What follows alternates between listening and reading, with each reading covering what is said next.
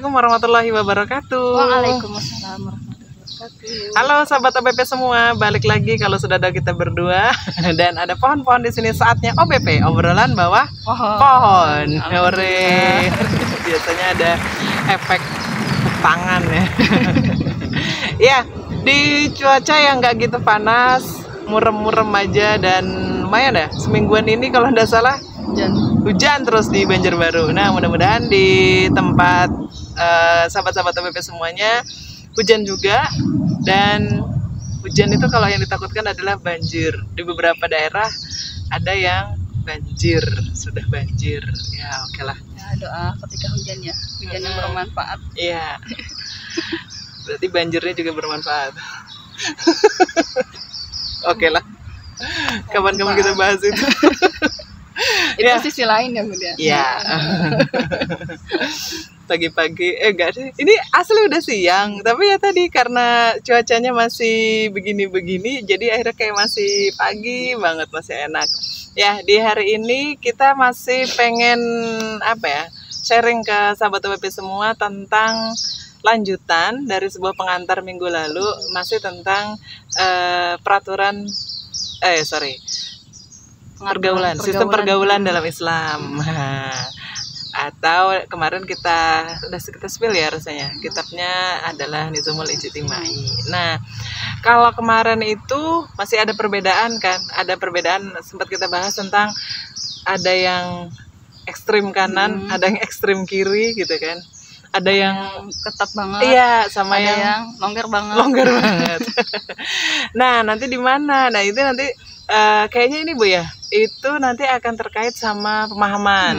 Nah, nanti kita akan ketemu sama bahasan pemahaman-pemahaman apa yang nanti bisa mempengaruhi seorang manusia untuk bertindak. Iya ya, karena kebanyakan begitu ya, hasil dari pemahamannya itu adalah ya cermin dari tindakannya. Iya.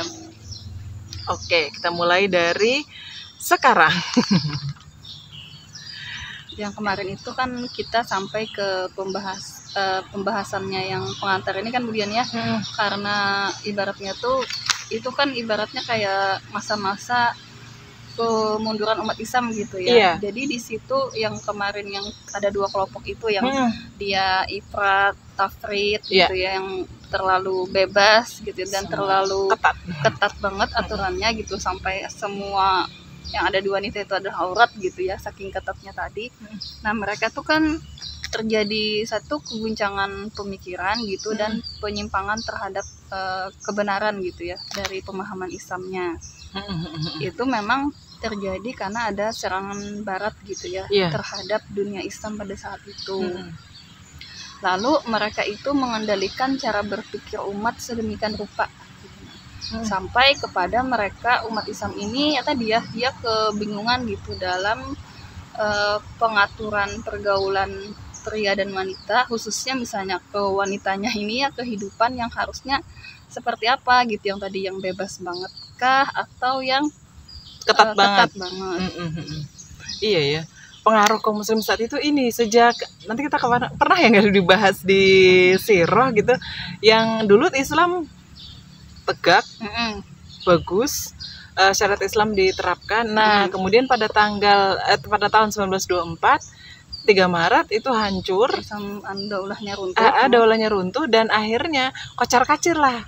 Masyarakat tidak punya pegangan dan masuklah di situ peradaban barat yang tadi menguasai pemikiran-pemikiran kaum muslim saat itu. Nah, jadi mungkin gini Bu ya, awalnya itu ini peradaban baru, terus pemahaman baru, pakailah gitu. Dipakai oleh mereka gitu ya. Tanpa mereka itu kayak bisa lagi membedakan gitu ya, ini sebenarnya sesuai dengan Islam atau bukan gitu. Karena sedemikian rupanya itu kemudiannya serangan barat itu tadi mengubah pemahaman umat gitu ya, dari sisi pemahaman tentang kehidupan, kemudian tolak ukurnya gitu ya, tolak ukur segala sesuatu juga kayak tergeser gitu ya dari umat Islam ini. Sama keyakinan yang tertancap di dalam jiwa itu pun juga jadi kayak terubah gitu ketika serangan budaya barat ini masuk gitu ke dunia Islam pada saat itu. Iya, iya, iya, iya. Nah, lalu kan karena pada zaman itu ya peradaban barat nih kayak lagi unggul-unggulnya gitu ya. Mereka itu umat Islam nih kayak silau gitu dengan keunggulan budaya barat itu, sampai akhirnya mereka kayak apa ya lah, kayak kalau orang lagi kayak sesuatu yang baru itu kan gimana gitu, takjub heboh gitu pokoknya. Rasanya mau diambil gitu semua. Jadi ketika mereka mempunyai perkembangan pesat di sisi bangunannya mungkin ya, sisi pokoknya yang sifatnya itu fisik, kaum muslimin itu ya ikut mengambil, dan mereka tuh ternyata ngambil semuanya gitu. Yang dari barat itu bukan cuman masalah fisiknya aja, kalau kita sebut itu kan madaniyahnya ya. Iya. Dari sisi bendanya, produk-produknya. Nah, ini yang diambil itu sisi peradabannya, atau kita sebut biasanya pahadarah ya. Jadi kalau namanya pemahaman, namanya sebuah ini tuh rasanya sampai ke akar-akarnya itu diikutin, ide-idenya gitu loh. Nggak hanya oh ini dari barat, tapi idenya. Nah, di sini pentingnya ide. Wow. Karena hadarah itu kan kemudian kumpulan pemahaman ya, dan metode kehidupan yang khas. Nah, itu ternyata khasnya itu khas dari barat itu diambil juga oleh umat Islam gitu, termasuk ternyata dalam hal pergaulan pria dan wanita ini juga diadopsi gitu, juga diambil gitu. Jadi antara yang fisiknya diambil, antara yang peradaban yang ide tadi diambil juga. Nah, jadilah kebingungan gitu ya. Lalu kelompok yang ketat ini pokoknya jangan ambil apapun gitu yang dari barat gitu. Karena ini bukan takut gitu. Sementara yang semuanya ini ngambil semuanya gitu. Yang udah misalnya tadi yang yang masih bingung, makanya akhirnya lepas banget ya Bu ya. Yang bebas banget karena ngikutin barat gitu. Nah, iya. Saya pernah pas belajar kitab ini itu rasanya ada juga guru ustadzah itu menyampaikan bahkan barat itu bingung mendefinisikan wanita. Jadi dianggapnya itu sama kayak barang apa kalau tidak salah dijelaskan oleh beliau pada saat itu. Wah, saya bilang kalau barang berarti bebas dipakai dong. Dari sisi pemahaman tadi ya, ide pemahaman, kemudian dari pandangannya mereka tadi lah, terus diadopsi sama kaum muslimin saat itu. Ya akhirnya dan ngikut. Itu tadi yang akhirnya sebebas-bebasnya ya. Iya. Jadinya kan mereka jadi taklid gitu ya, bertaklid kepada barat gitu, terkait dengan apa-apa yang dibawa gitu ya, yang diemban lah oleh barat ini tadi, termasuk bukan cuman fisiknya, madaniyahnya, tapi juga hadarahnya tadi atau peradabannya. Nah, yang itu kan masyarakat barat tuh misalnya kan dia melihat bahwa laki-laki dan perempuan itu sejajar gitu. Iya, nah itu salah satu dari hadarah mereka gitu. Betul. Jadi mereka tidak menimbulkan akibatnya dari bagaimana ketika mereka memandang pria dan wanita itu sejajar.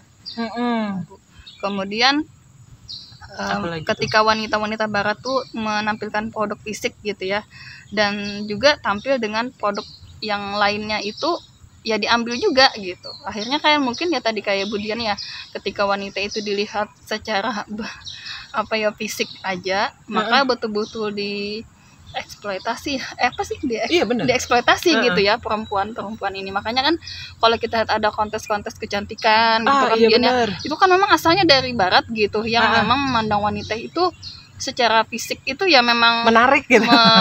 Memang dan harus dibuat menarik mungkin ya. Menarik. Jadi dalam tanda kutip komersilnya itu ada nilai jualnya gitu ya. Nah, itu salah satu dari hasil peradaban barat gitu. Lalu bingung juga kan ketika ada kontes-kontes muslimah tuh ikut-ikutan kontes gitu. Cuman berbedanya kan pakaian kerudung. Bedanya untuk aurat aja misalnya kan. Iya. Kok baru ingat kayaknya di Arab akhir-akhir ini ada berita ini ya, saya baca itu. Itu kontes bikini kan? Oh, aduh. Di Arab. Lo tunjukkan bikini kan? Saya kebaca tapi sambil lewat. Ini beneran apa enggak? Nah, kalau di Arab sendiri kan dulu itu kan waktu dibilang itu negara Islam, padahal kan bukan negara Islam ya, karena negara Islam itu negara yang menerapkan hukum Islam secara sempurna gitu. Jadi kalau di Arab itu juga sekarang begitu bebasnya gitu ya. Kalau di luar tanah haram khususnya jangan di luar tanah haram ya, itu kan mereka buka aurat, bahkan yang tadi yang kata Dian terakhir kan ada kontes bikini gitu di Jeddah kalau tidak salah ya. Iya. Daerah-daerah sekarang yang di luar daripada. Iya. Kaget. Wow. Iya ya, ngeri juga ya, sengeri itu ya yang namanya peradaban. Dan ini apa sih pemahaman-pemahaman atau mafahim yang disampaikan oleh Barat akhirnya sampai ke kaum muslimin itu yang berpengaruh besar. Dan pengaruh yang tadi itu kan ya Budian yang mereka bilang wanita dan laki-laki itu sejajar. Itu kan ya tadi kebebasan individu, ada kebebasan individu gitu bagi wanita untuk memberikan hak mereka sesukanya gitu. Nah makanya dari implikasi yang sejajarnya laki-laki dan perempuan itu ya mereka kan kayak ikhtilat itu sudah biasa gitu tanpa ada hajat yang penting gitu ya. Kemudian wanita memegang kekuasaan gitu, mereka bertabaruj gitu ya, berhias lah berlebih-lebihan. Nah itu dari implikasi dari pandangan Barat itu. Kenapa sekarang perempuan gitu ya, kita lihat juga yang kita ada bahas masalah skincare gitu ya, itu dari salah satu bentuk pandangan Barat itu. Nah dari sisi mungkin penampilan dan tabarujnya berlebihan-lebihan itu dalam berhias. Soalnya nilai komersilnya nggak bisa dihilangkan dari perempuan. Iya, memang itu. Mereka yang menginginkan itu. Apa yang bisa dijual, walaupun nggak ada lah ibaratnya penghargaan terhadap perempuan, nggak ada. Ya Allah, iya juga ya. Padahal kalau pada masa Islam perempuan itu sangat dilindungi, sangat dimuliakan gitu ya. Dan Barat itu sampai sedemikian rupa ya, dan tidak melihat lagi itu sebagai sebuah aib gitu. Atau kebejatan gitu, penyimpangan dari perilaku, itu tidak melihat lagi yang itu. Dan tidak melihat juga mereka ini ada sesuatu yang membahayakan bagi akhlak. Akhirnya kaum muslimin juga terjangkit gitu dengan pandangan-pandangan seperti itu. Dan sepertinya sekarang itu ya sudah seperti ya Budian ya, sesuatu yang sebenarnya itu aib sekarang tidak dianggap aib. Makanya kan orang dengan mudah ketika ada sesuatu yang harusnya itu diselesaikan baik-baik gitu ya, tidak menjadi konsumsi publik, itu habis-habisan gitu di share ke publik. Viral itu sekarang mendatangkan cuan. Iya, itu yang dan kepuasan batin jelas. Iya, kayaknya kalau nggak diumbar di luar atau di sosial media tuh semua orang tuh nggak tahu tuh kayaknya ada yang kurang. Kayaknya nggak puas gitu. Kayak nggak selesai gitu masalahnya. Padahal diumbar pun juga nggak selesai sebenarnya ya. Jadi nanti kita akan ketemu di komen-komen tuh ada dua kubu. Ada yang membela, ada yang menghujat. Aduh ya gitulah. Ya itulah apa ya, akar dari mungkin kalau hari ini kita temuin rusaknya pergaulan antara laki-laki dan perempuan. Ternyata asal muasalnya itu ya dari adanya peradaban Barat yang masuk kepada diri kaum muslimin, yang itu diakibatkan ketika daulah Islam itu runtuh. Nah runtuhnya itu juga di tangan seorang kafir gitu ya. Dan ternyata runtuhnya daulah itu, runtuhnya peradaban Islam yang sebuah negara yang menerapkan sistem Islam itu buruk, punya dampak buruk. Dan hari ini syariat Islamnya di dalam bingkai daulahnya belum ada. Iya, dan ini tadi ya sebagai akibat tadi kan karena pemikirannya jadi jumut kan, yang jumut dan taklid ya, taklid buta gitu. Maka solusinya ya harus mengubah pemikiran itu kan. Jadi yang dicenderungnya itu memang bukan di akalnya, tapi yang menjadi dicenderung itu adalah bagaimana syariah gitu ya memandang masalah ini. Jadi peran akal tuh hanya memahami saja. Iya. Baik, mungkin di sini dulu sampai kelanjutan dari sebuah pengantar. Artinya pengantar ini sudah selesai, dan nanti mungkin akan kita ketemu dengan bab-bab yang akan kita gali sedikit demi sedikit tentang sistem pergaulan ini, supaya utuh, runut, dan juga kita dan kami berdua beserta sahabat OBP semuanya memahami tentang sistem pergaulan dalam Islam itu lebih nyaman. Ada sedikit membantu lah dari OBP.